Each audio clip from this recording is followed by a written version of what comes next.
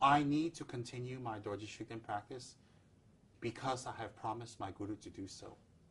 If my Guru was alive, then I can go to him and say, should I continue or not? Only my Guru can discontinue or continue my practice. Give me permission. Even the incarnation of my Guru cannot do that. Only my Guru. So, since the Dalai Lama is gently advising all of us not to practice, but Saranji told me to practice. Saranji has passed away, so I can't ask Saranji, may I stop? See, I'm not worried about Dorje Shugden harming me, because he won't. I'm worried about breaking my commitment to Saranji. Since Saranji has passed away, I can't ask him, may I stop? But the Dalai Lama is alive, and I can ask him, please don't ask me to stop, because I'm breaking my commitment with Saranji. So I'm in that dilemma. Please understand.